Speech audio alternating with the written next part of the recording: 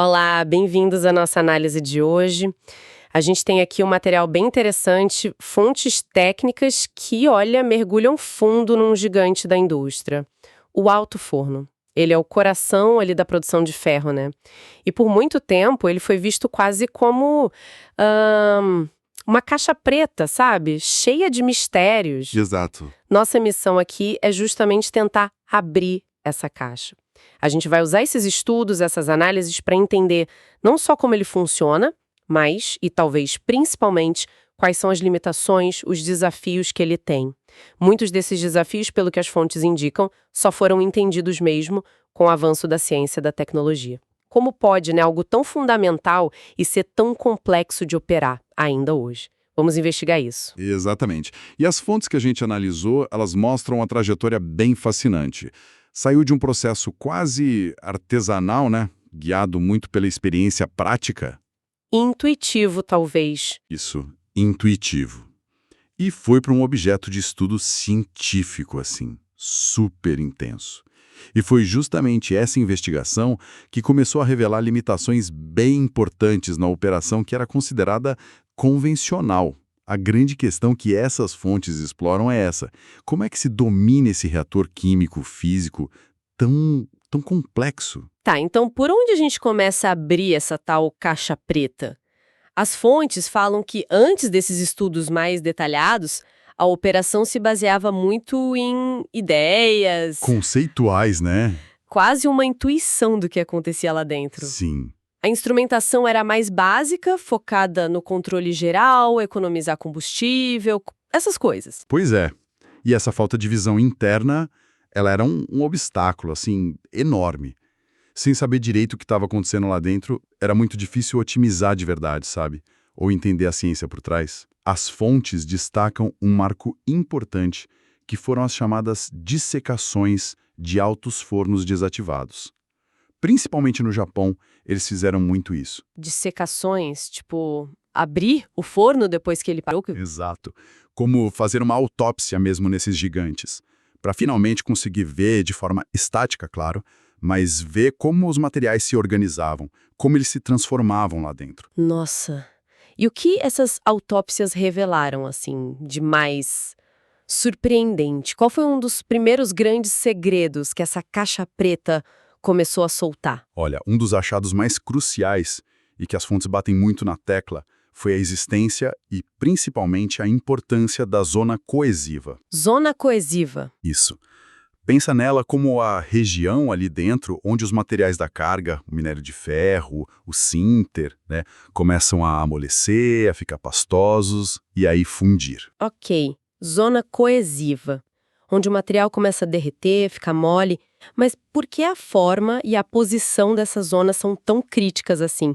As fontes dão muita importância para isso, para ser um detalhe, mas... Não é detalhe não, é fundamental.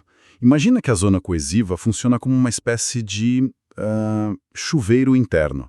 Ela que distribui o gás quente que está subindo da parte de baixo do forno. Ah, entendi. A forma dela, que as dissecações mostraram que pode ser bem irregular, às vezes em V invertido, às vezes em W, assimétrica, essa forma dita para onde o gás quente vai. Certo. Se essa distribuição não for boa, o gás não vai conseguir entrar em contato direito com o minério que ainda precisa reagir, lá em cima.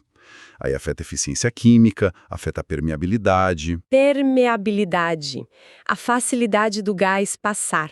Isso, a facilidade com que o gás atravessa as camadas de carga. E uma distribuição ruim pode até aumentar demais a pressão dentro do forno, o que é um problema operacional. Entendi. A forma dela direciona o fluxo do gás? E a posição, se ela se forma muito em cima ou muito embaixo no forno, qual o problema? Bom, se ela se forma muito baixa, numa região mais fria do forno, ela acaba roubando o espaço de uma outra zona que também é importante, que as fontes chamam de lump zone. Lump zone, zona dos pedaços, seria? É onde o minério ainda está em pedaços sólidos, reagindo com o gás.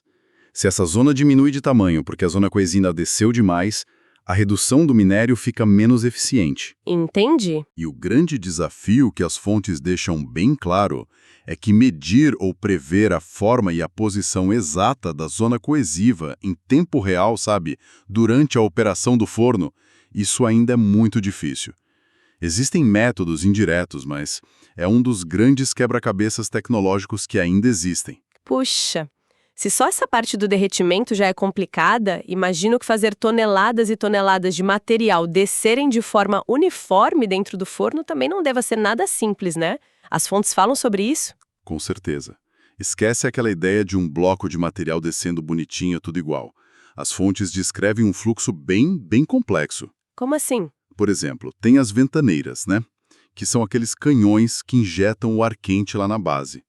Se elas não estiverem funcionando por igual, talvez uma com um diâmetro diferente ou meio bloqueada, a descida do material já pode ficar torta, assimétrica. Ah, claro! E mais, em alguns fornos específicos que foram dissecados, as fontes citam Kukioka 4 e Shiba 1.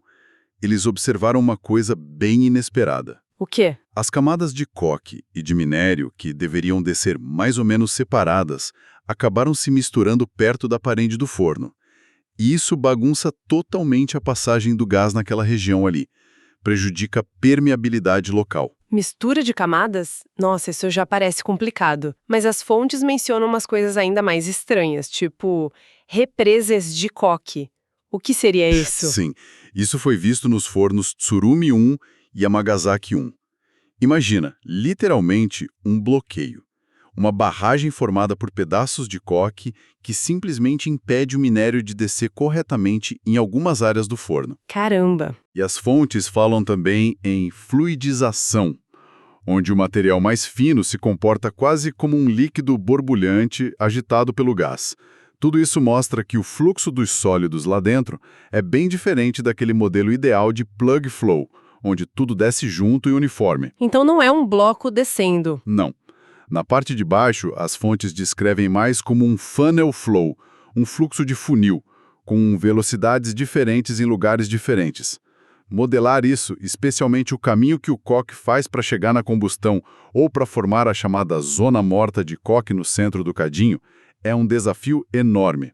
E essas irregularidades afetam diretamente como o gás se distribui e a eficiência das reações. Parece que quanto mais os cientistas olhavam para dentro do forno, né, mais e mais complicações eles encontravam. As fontes também mencionam uns agentes secretos, uns elementos químicos que ficam circulando lá dentro e acabam causando problemas. Quais são eles? Sim. Esse é outro fator que complica bastante.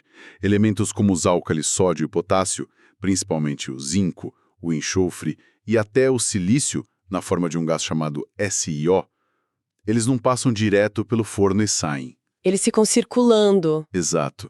Eles evaporam nas zonas quentes, sobem com o gás, aí condensam nas zonas mais frias, reagem de novo e ficam nesse ciclo interno se acumulando. O enxofre que vem do coque, por exemplo, tem um comportamento que as fontes descrevem como inconsistente. Difícil prever exatamente o que ele vai fazer. E os álcalis, eles podem se concentrar em certas regiões. As fontes até fazem uma observação interessante. A forma como o forno é resfriado com água para dissecação pode influenciar onde esses álcalis são encontrados depois. Isso mostra como é difícil estudar esses ciclos, até mesmo depois que o forno parou. Nossa, então não basta controlar a carga principal, o minério e o coque, ainda tem esses agentes secretos circulando e, atrapalhando o processo. Que tipo de problema eles causam na prática? Olha, podem causar vários problemas sérios. Eles podem formar depósitos duros nas paredes internas do forno, que o pessoal chama de ansat. Ansat. Isso. E esses depósitos reduzem o espaço útil lá dentro, atrapalham o fluxo dos materiais e dos gases. Além disso, eles podem alterar as propriedades de amolecimento e fusão da carga. Ah, afetam como o material derrete. Exatamente. E as fontes mencionam que esse efeito pode ser diferente dependendo do tipo de matéria-prima que se usa, se são pelotas mais ácidas ou sinter mais básico, por exemplo. E mais, esse acúmulo de elementos circulantes pode exigir mais pressão para soprar o ar quente pelas ventaneiras. Então, prever e quantificar o ciclo completo desses elementos, como o do gás SO que as fontes mencionam, é muito difícil. Isso complica bastante o controle fino do processo. Isso levanta uma questão que as fontes parecem destacar o tempo todo, né?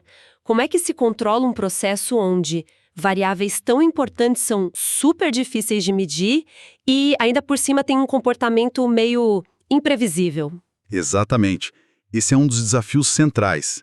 E é um desafio contínuo, que acaba impulsionando a busca por sensores melhores, modelos mais sofisticados, como a gente vai ver. Falando da carga em si, o minério, o sinter, eles chegam inteirinhos lá na zona de fusão ou eles também podem, sei lá, se quebrar, se degradar no caminho? As fontes apontam que, sim, eles podem se degradar. Antes mesmo de começar a amolecer, eles podem desintegrar, rachar, ficar mais frágeis. Isso acontece por causa do aquecimento rápido e das reações químicas com os gases que estão subindo. E isso é ruim para quê? Bom, se o material quebra muito, gera mais finos, o que pode prejudicar a permeabilidade, a passagem do gás. E tem um ponto interessante que as fontes trazem. Pode ocorrer reoxidação em certas condições lá dentro. Reoxidação. O ferro volta a ser óxido. Em parte, sim. E o curioso é que isso pode acabar mascarando, nos testes de laboratório, diferenças que existiriam na qualidade real de redutibilidade entre diferentes tipos de minério.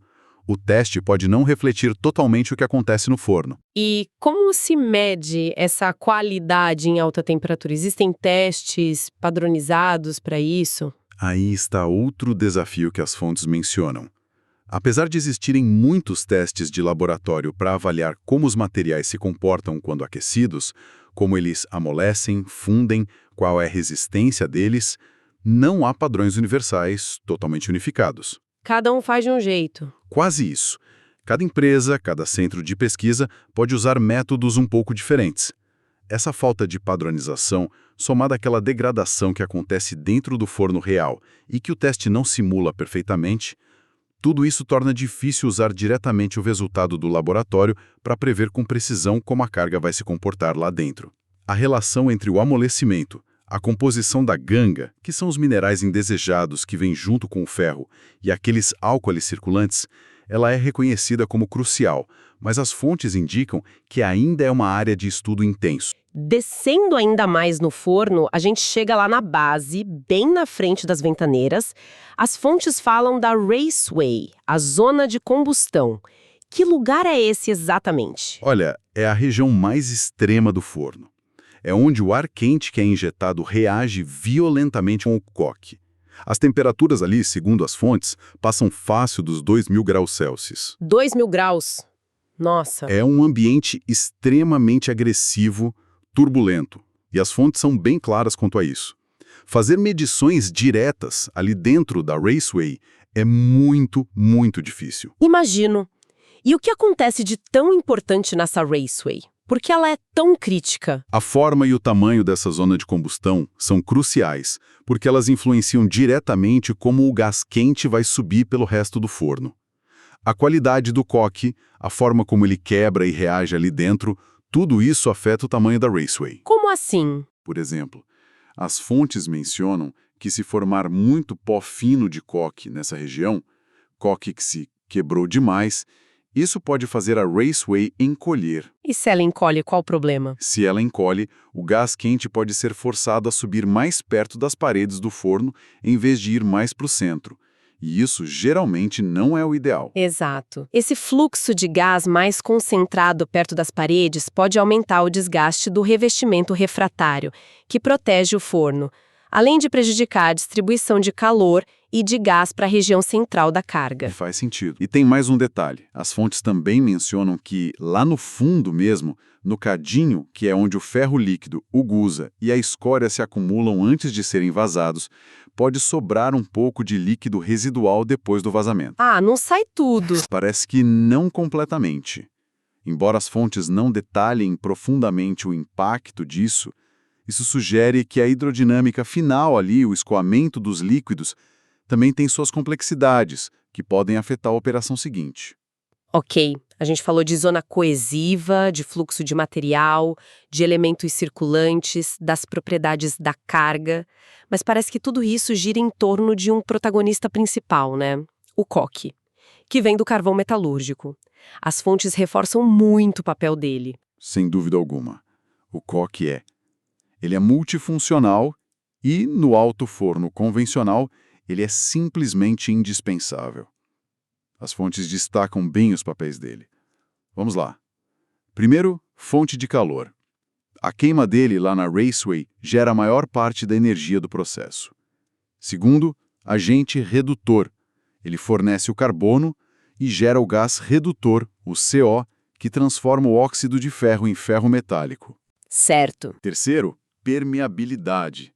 A estrutura física dele, em pedaços porosos e resistentes, cria os espaços vazios para que o gás consiga subir através de toda a carga. E quarto, suporte mecânico. Ele literalmente sustenta o peso de toda a coluna de material que está acima dele dentro do forno. Uau, realmente multifuncional. Mas essa dependência total do coque, ela também não traz problemas? Parece um ponto de vulnerabilidade do processo? Sim, com certeza. E as fontes são bem explícitas sobre isso. Traz várias limitações importantes. A primeira, e talvez a mais óbvia, é a vulnerabilidade econômica e energética. O custo, né? Exatamente. O custo do carvão metalúrgico de boa qualidade e da energia para transformar ele em coque é altíssimo. As fontes até citam as crises do petróleo lá nos anos 70 como um gatilho importante. Ah, por quê? Porque levou esse siderúrgicos a buscar desesperadamente formas de estender a vida útil dos fornos para diluir o custo de construção, que as fontes dizem que aumentou dramaticamente depois da crise, e também a substituir o óleo combustível que era injetado por injeção de carvão pulverizado diretamente, que era mais barato. Entendi. E a busca incessante por reduzir a chamada taxa de combustível, que é quanto coque se usa para produzir uma tonelada de gusa, e as fontes mencionam metas históricas como 460 quilos por tonelada, mostra bem essa pressão econômica constante. A segunda limitação importante são as restrições de qualidade e disponibilidade do coque. Não é qualquer carvão que serve para fazer um bom coque. Precisa ser especial. Precisa ter a reatividade certa, a resistência mecânica certa para aguentar o peso e não quebrar demais lá na Raceway, para manter a permeabilidade. E as impurezas que vêm junto com o carvão... Aqueles elementos que a gente falou. Exato. Cinzas, que são fonte de sílica, SOCO2, o enxofre, com aquele comportamento inconsistente, os álcalis, o zinco, tudo isso causa problemas operacionais como aqueles depósitos OneSats. Então, encontrar e preparar coque de alta qualidade é um desafio logístico e técnico constante. E a terceira limitação é a rigidez operacional que o coque impõe.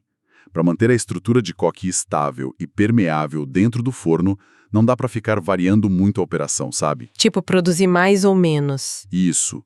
As fontes mencionam que a operação flexível, poder ajustar a produção e o consumo de combustível rapidamente, de acordo com a demanda do mercado, por exemplo, é um objetivo muito desejado, mas é muito difícil de alcançar sem desestabilizar o forno inteiro. Exige controles extremamente sofisticados. Entendi. Considerando toda essa complexidade que a gente está vendo, ter que controlar a zona coesiva, lidar com fluxo irregular, com elementos circulantes, depender de um coque caro e de alta qualidade, os custos enormes de tudo, faz muito sentido que as fontes apontem para essa tendência de altos fornos cada vez maiores, né? Parece que só numa escala muito grande esses desafios todos se tornam gerenciáveis. Exatamente. Embora as fontes não cravem um número mágico, assim, de produção mínima para ser viável, a tendência para grande escala é muito clara, e por várias razões que estão interligadas. Quais seriam? Primeiro, eficiência. Maiores volumes permitem diluir os custos fixos e justificam o investimento em tecnologias mais eficientes. Aquela busca por maior produtividade, as fontes falam em metas como 2 toneladas por metro cúbico de volume útil por dia e menor consumo de combustível, ela é mais viável economicamente em fornos grandes. Segundo, otimização energética. Um forno grande se integra melhor na usina siderúrgica como um todo.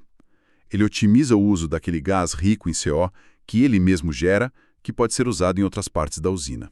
Ah, ele vira quase um gerador de energia para a usina? Tesco, na construção e depois nas grandes reformas que, como as fontes disseram, aumentou dramaticamente, ele precisa ser amortizado ao longo de uma vida útil longa.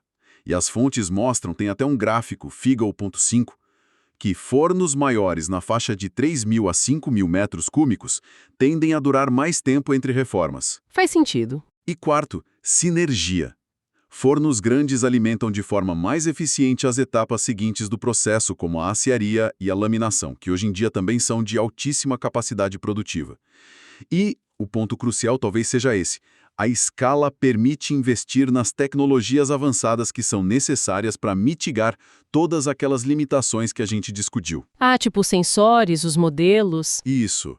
Sistemas avançados de carregamento no topo, como os bellows ou com movable armor, injeção de combustíveis auxiliares, como o carvão pulverizado ou o gás natural, sensores sofisticados para tentar ver lá dentro, modelos matemáticos complexos para prever o comportamento, tudo isso é muito caro. Mas se justifica numa escala maior. Exatamente. Justifica-se em grandes fornos, para conseguir gerenciar a complexidade, garantir a estabilidade da operação e até buscar um pouco daquela flexibilidade desejada. É quase como uma análise SWOT, sabe? Pontos fortes, fracos, a escala maximiza as forças, eficiência e as oportunidades, tecnologia, para tentar combater as fraquezas, complexidade, custo e as ameaças, volatilidade de mercado, custo de matéria-prima inerentes ao processo do alto forno. Entendi. A escala acaba viabilizando a tecnologia que é necessária para lidar com a complexidade inerente. E voltando um pouco àquela ideia de abrir a caixa preta, como exatamente eles conseguiram essa visão interna? As fontes falam de instalações de suporte elaboradas. O que são essas instalações? Não são só prédios, imagino. Não, de jeito nenhum. É um conjunto de métodos e tecnologias que foram desenvolvidos ao longo de décadas. A gente pode agrupar em 4 pilares principais, com base no que as fontes descrevem. Primeiro, os estudos de dissecção, aquelas autópsias que a gente já mencionou.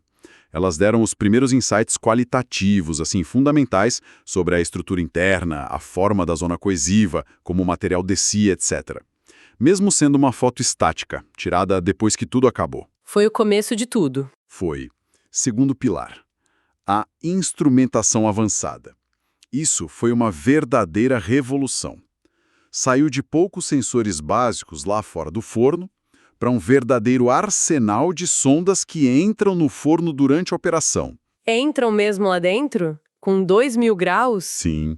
Sondas horizontais que atravessam o forno, sondas verticais que descem pelo topo, mini sondas para pontos específicos, sondas que entram pela ventaneira, perfilômetros a laser ou micro-ondas para mapear o relevo do topo da carga.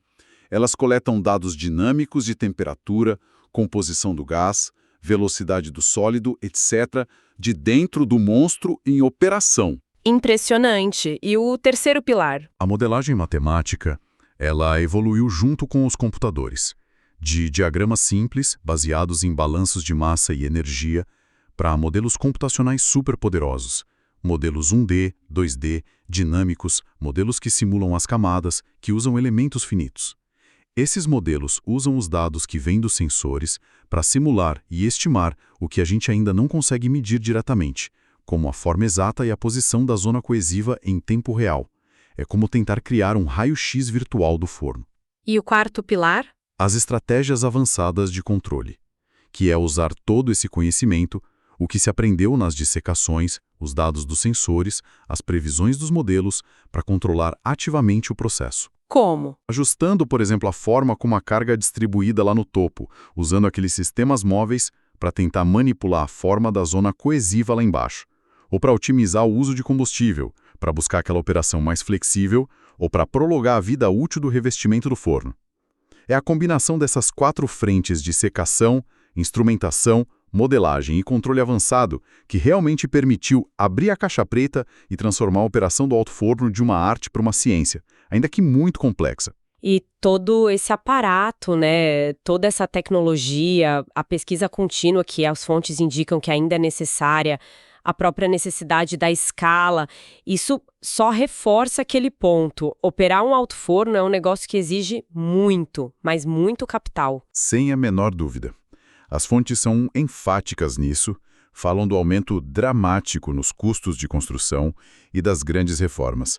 Aquela pressão para estender a vida útil do forno à meta de 10 anos ou mais entre reformas é citada a uma resposta direta a esse custo altíssimo. O dinheiro não vai só para a estrutura física em si, aqueles sistemas de resfriamento super complexos, os staves, os tijolos refratários caríssimos, a tecnologia de reparo com o forno quente, o gunning. O investimento é contínuo. Contínuo, em pesquisa e desenvolvimento, para melhorar os sensores que as fontes admitem que ainda precisam de desenvolvimento, para refinar os modelos matemáticos. O objetivo é sempre maximizar o retorno desse investimento colossal, tentando controlar um processo que, como vimos, é cheio de limitações intrínsecas e desafios. A gente saiu de uma operação quase baseada na intuição, né? Uma verdadeira caixa preta, e chegou num reator químico e físico hipercomplexo que é estudado e controlado com tecnologia de ponta. A gente viu os grandes desafios, a dificuldade de controlar aquela zona coesiva, o fluxo irregular dos materiais, a dependência crítica do coque, a dificuldade de simplesmente medir o que está acontecendo lá dentro e, claro, o altíssimo custo envolvido em tudo isso. Então, qual a grande mensagem que fica dessa análise toda? Olha, a mensagem principal, eu acho, é que o alto forno, apesar de ser uma tecnologia centenária, ele está longe, muito longe, de ser uma tecnologia resolvida ou estagnada. Pelo contrário. Ele continua evoluindo. Exatamente. Ele é um campo de batalha constante pela inovação. Toda essa complexidade, todas essas limitações, o alto custo, na verdade, eles são os grandes motores que impulsionam o desenvolvimento. Sensores mais inteligentes, modelos matemáticos mais precisos, materiais mais resistentes, controles mais eficazes. É uma busca incessante por cada gota mais de eficiência, por mais estabilidade, para conseguir manter essa peça-chave da siderurgia mundial ainda competitiva e viável economicamente. E isso eu acho que nos leva a uma reflexão final, olhando para o futuro que as fontes meio que sugerem nas entrelinhas. Qual seria? Com os modelos ficando cada vez mais sofisticados, talvez chegando ao ponto de termos gêmeos digitais que simulam o forno em tempo real com alta fidelidade e com a busca contínua por mais dados de dentro do processo, como talvez um dia conseguir medir diretamente a zona coesiva. A pergunta que fica é: como vai ser o papel do operador humano na gestão desses gigantes industriais, que estão ficando cada vez mais instrumentados e potencialmente mais autônomos no futuro? Uma boa pergunta. Fica aí algo para a gente pensar, né? Como essa interação homem-máquina vai evoluir nesse cenário.